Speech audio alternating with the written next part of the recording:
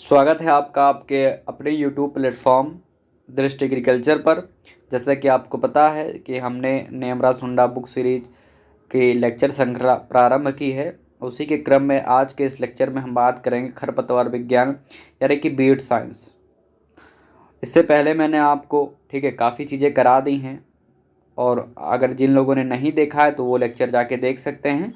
Playlist channel पर बनी हुई है, और जल्द ही मैं आप लोगों के लिए नेमरा सुंडा इंग्लिश मीडियम की भी क्लासेस जो सीरीज़ है वो लाने वाला हूँ। ठीक है, तो जिन लोगों ने नहीं सब्सक्राइब किया चैनल को सब्सक्राइब कर लें और पास बेल आइकन को ऑन कर दें, और ज़्यादा से ज़्यादा वीडियो को आप लोग शेयर करा करिए। चलिए तो देखते हैं खरपतवार विज्ञान यानी कि वीड साइंस। तो इसमें कौन कौन सी चीज़ों को हम डिस्कस करेंगे। खरपतवार की पहचान, विशेषता और वर्गीकरण यानी कि identification of weed, characteristics of weeds and there classification.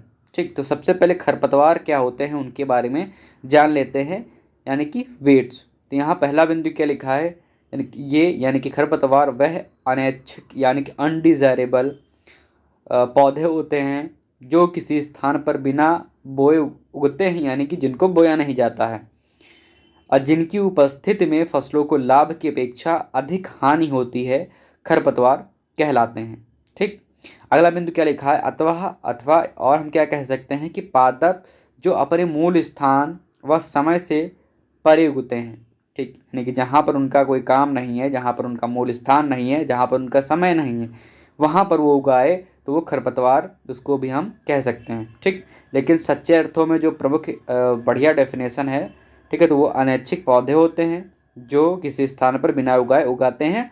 और क्या होता है इनसे कि जो मेन क्रॉप होती है उसको लाभ कम अपेक्षा क्या होती है कि हानि अधिक होती। ठीक, अच्छा, यहाँ लिखा है कि जेथरो टुल ने सर्वप्रथम बीड शब्द का प्रयोग खरपतवार के लिए किया। ठीक, और जीरो टिलेज का भी जो टर्म था इन्होंने ही दिया था। तो ये दो बातें आप ध्यान रखें। जेथरो टुल, ठीक है, बीड शब्द का प्रयोग किया था।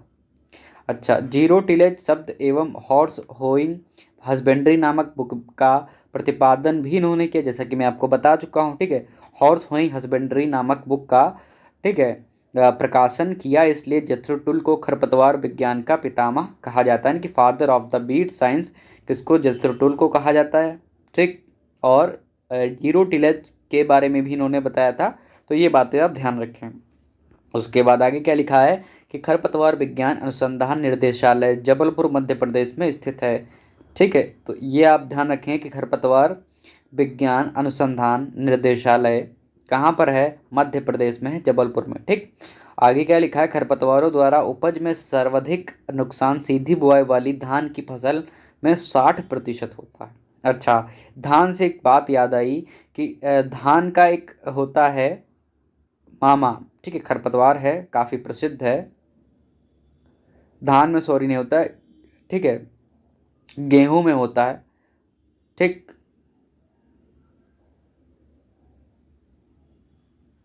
गेहूं का, ठीक है, तो उसकी बात करते हैं तो वो फेलेरिस माइनर होता है। ठीक है, क्या होता है, गेहूंसा जिसको बोलते हैं, या गुल्ली डंडा भी बोला जाता है। ठीक है, तो गेहूं का मामा होता है वो, तो उसको क्या बोलते हैं, फेलेरिस माइमर। ठीक है, फेलेरिस माइनर होता है गेहूं का मामा, गुल्ली डंडा भी उसको कहते हैं।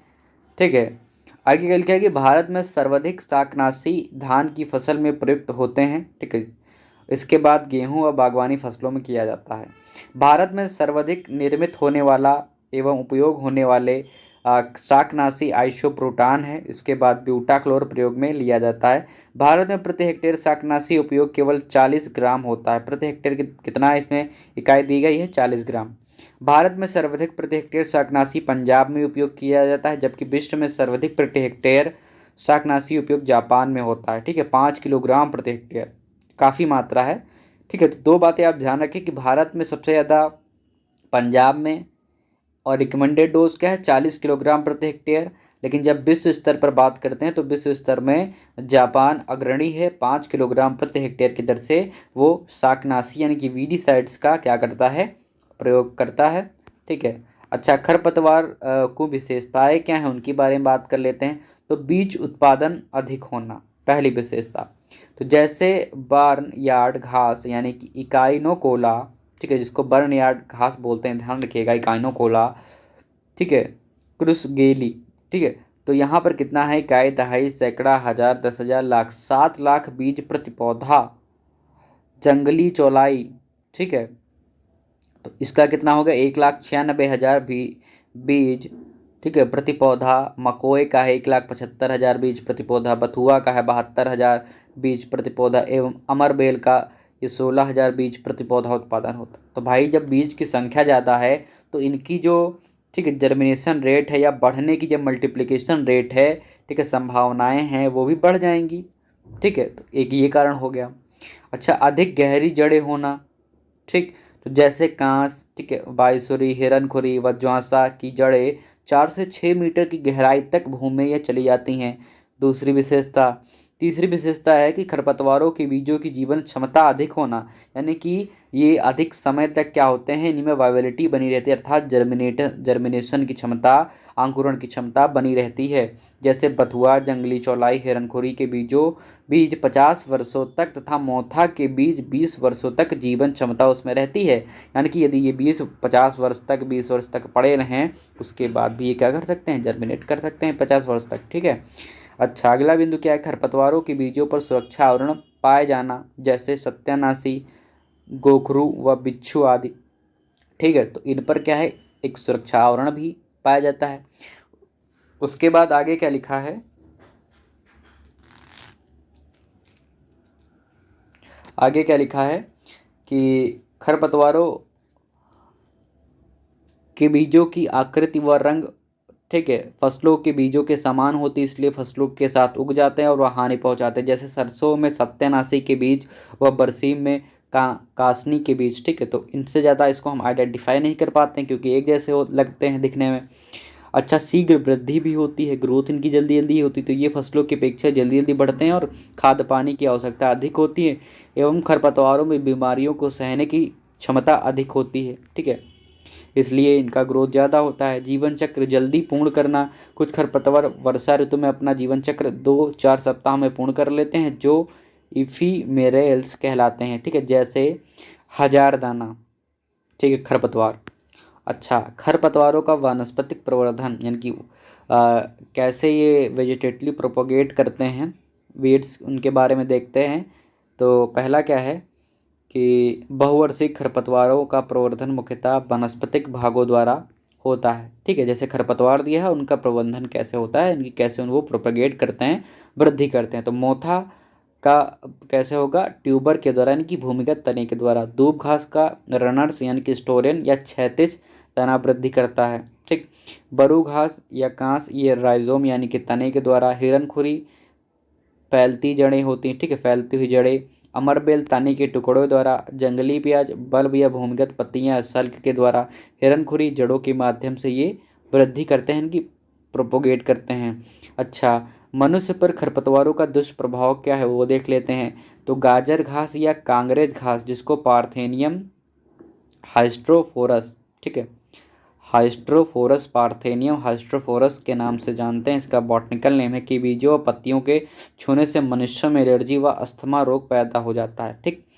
अगला क्या है, सत्यानाशी, ठीक है, आर्जिमोन मैक्सिकाना, आर्जिमोना मैक्सिकाना भी इसको बोलते हैं, सत्यानाशी के बीज सरसों के बीजों के साथ मिल करके, ठीक है, निकाले गए तेल का प्रयोग करने से मनुष्य में अंधापन रोग यानी कि ड्रॉप्सी डिजीज होता है, ठीक है। अगला क्या है, एलिलोपैथी का है, तो खरपतवार की जड़ें फसलों की जड़ों पर विषैला रसायन छोड़ती हैं, जो एलिलोपैथी कहलाती है।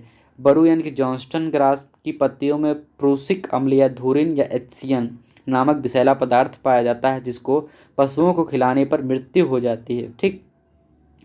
अगला क्या है, चौलाई एमरैंथस स्पीसीज, तो खरपतवार में ऑक्जेलेट पाए जाते हैं, जिससे प्यासी चौलाई खिलाने से पशुओं की मृत्यु हो जाती है, ठीक। अगला क्या है, सेंसर मैकेनिज्म, ठीक है, सेंसर मैकेनिज्म क्या है, तो हवा के प्रभाव में सत्यानाशी के बीज मूल पौधों से 10 से 20 मीटर की दूरी तक उछल करके गिर जाते हैं। इस क्रिया को सेंसर मैकेनिज्म कहा जाता है, ठीक है। अगला क्या है, विभिन्न फसलों में खरपतवार नियंत्रण का समय, ठीक है, फसल नुकसान की अवधि, फसल बुआई के बाद फसल की उपज में प्रतिशत कमी। तो धान की सीधी बुआई से तो कितनी मतलब नुकसान की अवधि 15 से 45 है, समय इसका दिया गया है। और कितनी उपज में कमी आ जाएगी, 60%। धान की रोपाई कर करते हैं, ट्रांसप्लांटिंग करते हैं तो 30 से 45, और इसकी जो कमी मतलब कि उपज में कमी कितनी और घट करके हो जाएगी, मतलब कम होगी 30%। गेहूं में 30 से 45 इसकी नुकसान की अवधि है, और इसका उपज में कितनी कमी आती है, 16 से 30%। मक्का ज्वार बाजरा में 15 से 45 इसकी नुकसान की अवधि है, और 15 से 40% इसकी वृद्धि में कमी होती है। अरहर मूंग उड़द चावल में कितने होती है, 15 से 30, और इसकी फसल में उपज में कितनी कमी होती है, 25 से 50%।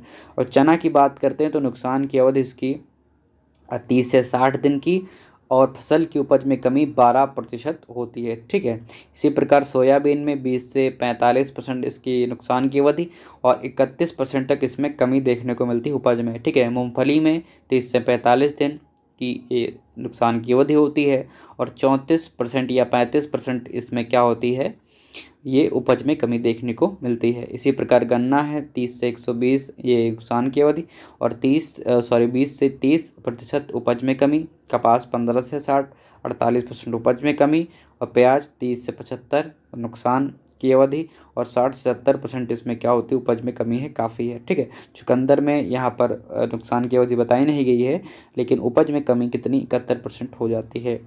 ठीक है, अब अगले हम क्लास में अगले वीडियो में डिस्कस करेंगे खरपतवार का प्रसार, यानी कि डेसिमिनेशन ऑफ वीड्स, यानी कि बीज जो बीड्स एंड खरपतवार कैसे एक स्थान से दूसरे स्थान पर ये फैलते हैं, प्रोपोगेट करते हैं, इनकी हम चर्चा अगले क्लास में करेंगे। तब तक के लिए आप हमारे चैनल से जुड़े रहें, ज़्यादा से ज़्यादा शेयर करें, पूरे वीडियो को देखा करें। ठीक है, अंत में अपना सुझाव जरूर दिया करें।